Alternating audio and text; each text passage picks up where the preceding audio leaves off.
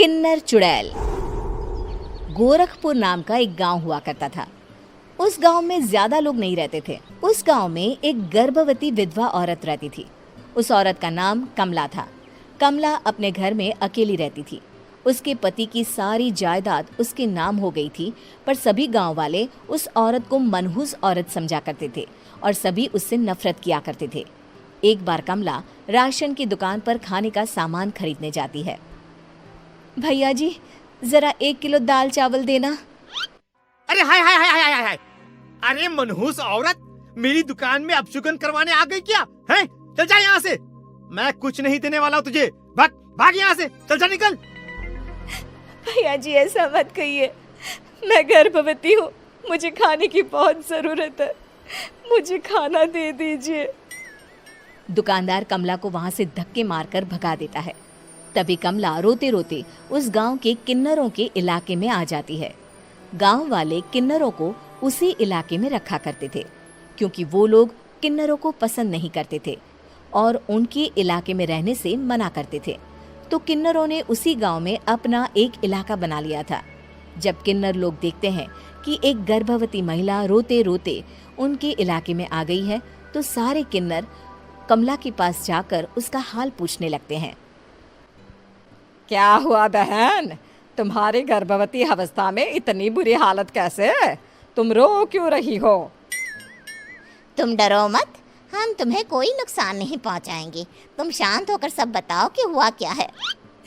मैं कमला हूँ। मैं गांव के दूसरे इलाके से आई हूँ। 2 महीने पहले ही मेरे पति की मौत हुई है। मुझे गांव के लोग मनहूस मानते हैं, क्योंकि मैं विधवा हूँ और गर्भवती भी। वहाँ के लोग मुझे खाने के लिए कुछ बेचने के लिए भी तैयार नहीं, जिससे मेरा गुजारा नहीं हो रहा था। कोई बात नहीं कमला, हम तुम्हारा ख्याल रखेंगे। किन्नर लोग कमला को एक खाली घर में रहने के लिए जगह दे देते हैं और उसकी देखभाल भी करते हैं। कुछ ही महीने बाद कमला अपने बच्चे को जन्म देती है, पर अफसोस, कमला बच्चे को जन्म देते ही अपनी जान गंवा देती है। जब सब किन्नर बच्चे को देखते हैं तो बहुत खुश हो जाते हैं, क्योंकि वो बच्चा भी किन्नर ही था। कमला ने एक किन्नर बच्चे को जन्म दिया था। अब इस बच्चे की देखभाल कौन करेगा? हम तो इस बच्चे को गांव के दूसरे इलाके में भी नहीं भेज सकते। और तो क्या हुआ, इस बच्चे की माँ नहीं रही तो हम इसे पालेंगे। अब ये हमारे इलाके में रहेगा, हमारे साथ रहेगा। फिर वो किन्नर उस किन्नर बच्चे को गोद ले लेते हैं, उसका नामकरण कराते हैं। उस किन्नर बच्चे का नाम शक्ति रखा जाता है। देखते ही देखते शक्ति बड़ी होने लगती है। उसके रंग रूप बहुत सुंदर थे। वो बहुत सुंदर किन्नर दिखती है।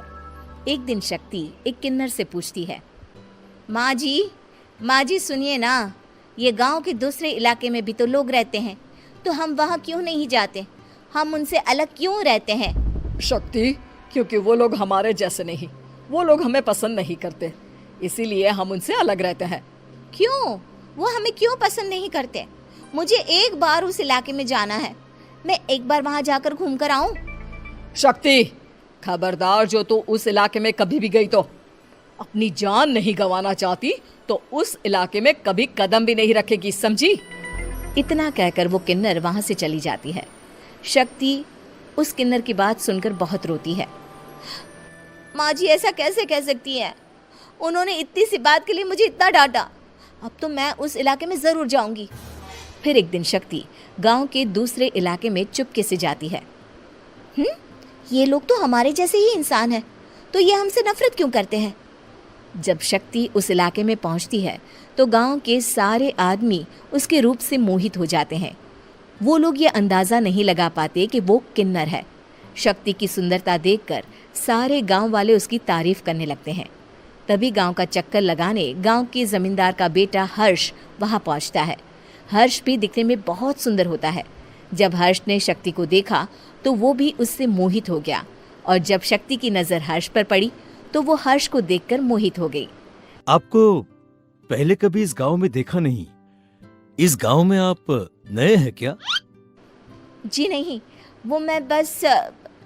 तभी शक्ति बोलते बोलते रुक जाती है और मन में सोचने लगती है, अगर मैंने इनको बता दिया कि मैं दूसरे इलाके से आई हूँ तो वो समझ जाएंगे कि मैं किन्नर हूँ, इसलिए मुझे इनसे झूठ ही बोलना पड़ेगा। शक्ति हर्ष को कहती है, जी हाँ, मैं इस गांव में नई आई हूँ, यहाँ अकेली रहती हूँ। वैसे आप कौन है? आप भी इसी गांव में रहते हैं? जी हाँ, मैं इस गांव के जमींदार का बेटा हूँ। आपको किसी भी चीज की जरूरत पड़े तो आप मुझे बता देना, मुझे अच्छा लगेगा। ऐसे ही शक्ति और हर्ष एक दूसरे से रोज मिलने लगते। वो दोनों अपने प्यार का इजहार करने एक दूसरे से मिलने जाते हैं। तभी शक्ति का पीछा करते करते एक किन्नर वहां आ जाती है। शक्ति, शक्ति, मैं तुमसे बहुत प्यार करता हूँ। मैं तुमसे शादी करना चाहता हूँ। क्या तुम मुझसे शादी करोगी? हाँ हर्ष, मैं तुमसे शादी करूंगी, पर मैं तुमको अपने बारे में एक सच्चाई बताना चाहती हूँ जो मैंने तुमसे छुपा कर रखी है। तभी उनके बीच में ही वो किन्नर आ जाती है। शक्ति, तेरी हिम्मत कैसे हुई ऐसा करने की? वो किन्नर शक्ति को खींचकर गांव के जमींदार के पास ले जाती है। हर्ष भी वहां शक्ति को बचाने के लिए पहुंच जाता है। जमींदार शक्ति और हर्ष के प्यार के बारे में सुनकर गुस्से में आ जाता है और शक्ति को गांव के बाहर निकालने की सजा देता है। शक्ति ये बात सहन नहीं कर पाती और कुएं में कूदकर अपनी जान दे देती है। जमींदार हर्ष की शादी गांव की एक लड़की से करवा देता है, पर हर्ष इस शादी से खुश नहीं होता। शक्ति अपना बदला लेने के लिए मरने के बाद किन्नर चुड़ैल बन जाती है। अब मैं इन गांव वालों को नहीं छोड़ूंगी, अब इनसे मैं अपने प्यार का बदला लूंगी। किन्नर चुड़ैल गांव वालों को परेशान करना शुरू कर देती है। एक बार वो रात को गांव के खेतों में पहुंच जाती है और वहां आग लगा देती है। सारी फसल जल के राख हो जाती है। जब एक आदमी रात को उठकर देखता है कि खेत में आग लग गई है तो वो वहां पहुंच जाता है। वो देखता है कि खेतों के बीचों बीच एक किन्नर चुड़ैल खड़ी है और वहां खड़े होकर ताली बजा रही है। गांव वाला किन्नर चुड़ैल को देखकर बेहोश हो जाता है। जब सुबह उस आदमी को होश आता है तो वो सीधा जमींदार के पास जाता है।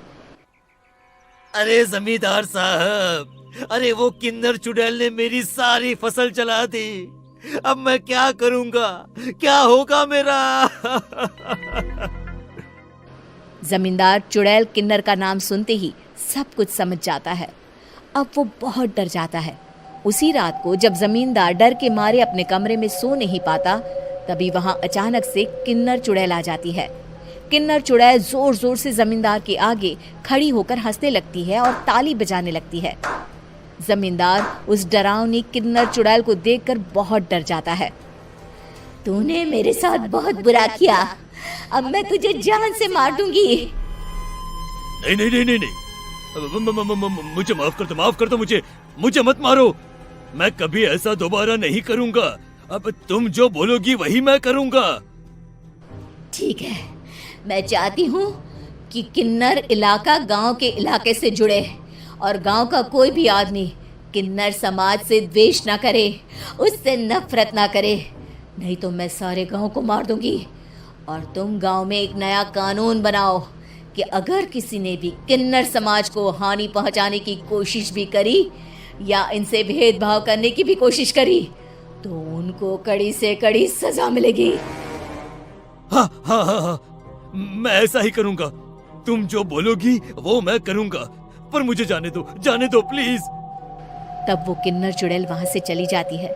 गांव का जमींदार किन्नर चुड़ैल का कहा मानते हुए दोनों इलाकों को एक कर देता है और नया कानून भी लागू कर देता है। तब से वहां किन्नर समाज और बाकी गांव वाले शांतिपूर्वक रहने लगते हैं।